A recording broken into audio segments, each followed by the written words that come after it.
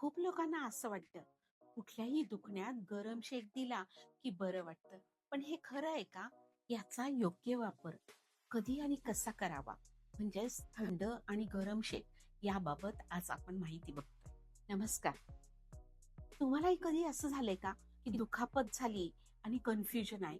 थंड शेक द्यायचा की गरम शेक द्यायचा आहे? चुकीचा शेक दिला गेला तर वेदना वाढू शकतात. तर आज आपण अगदी सोप्या भाषेत बघणार आहोत hot and cold applications. Cold applications म्हणजेच थंड शेक. केव्हा बरं दिला जातो? तर जखम नवीन असेल, पहिल्या 24 ते 48 तासात थंड शेक द्यायचा आहे. स्वेलिंग आणि रेडनेस असेल, स्नायू खेचला गेल्यास, पाय मुरगळला गेल्यास, मुका मार असेल, कसा वापरावा? आईस पॅक टॉवेलमध्ये गुंडाळून दुखणाऱ्या भागावर फिरवावा. दिवसातून 2 ते 3 वेळा करावा. 10 ते 15 मिनिटं शेक द्यावा. यामुळे वेदना कमी होतात, ब्लिडिंग कमी होते. आणि महत्वाची काळजी म्हणजे आईस डायरेक्ट स्किनवर ठेवू नये, नाहीतर बर्न होण्याची शक्यता असते. थंड शेक म्हणजे लवकर आराम. आणि हो, एक लक्षात ठेवायचंय, कोणतीही नवीन जखम असेल तर थंड शेक दिला गेला पाहिजे. आता हॉट थेरपी किंवा गरम शेक हा गरम पाण्याच्या पिशवीने सुद्धा देता येतो. केव्हा बरं घेता येईल हॉट थेरपी?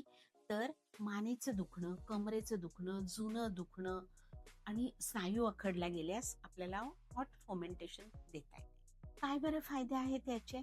तर रक्ताभिसरण वाढवते, मसल रिलॅक्स करते, स्टिफनेस कमी होतो आणि वेदना कमी होतात. हॉट वॉटर बॅग टॉवेलमध्ये गुंडाळून 15 ते 20 मिनिटापर्यंत शेक देता येते. एक मात्र लक्षात ठेवायला पाहिजे, नवीन जखम आणि सूज आहे अशा वेळी गरम शेक द्यायचा नाही. म्हणजेच काय, नवीन जखम आणि सूज कोल्ड ऍप्लिकेशन, आणि जुनं दुखणं कमरेचं, मानेचं आणि स्टिफनेस असेल तर हॉट फॉर्मेंटेशन. काय चुका होऊ शकतात या ठिकाणी? तर जिथे थंड हवं असेल तिथे गरम शेक दिल्या गेल्यास शरीराला इजा होऊ शकते. जास्त वेळ शेक दिल्यास तोही धोकादायक असतो. म्हणजे हॉट फॉर्मेंटेशन जास्त वेळ दिलं तर त्वचा भाजू शकते, आणि कोल्ड फॉर्मेंटेशन जास्त वेळ दिलं तर त्वचा बधीर होते. बघा बरं, बर्फात खूप वेळ हात ठेवला तर काय होतं? तीच ऍक्शन या ठिकाणी होते. म्हणजेच या गोष्टी टाळायच्याच आहेत. तर काय, योग्य वेळी योग्य शेक म्हणजे वेदना गायब. अशाच माहितीसह आपण पुन्हा भेटतोय एक पाऊल आरोग्याकडे.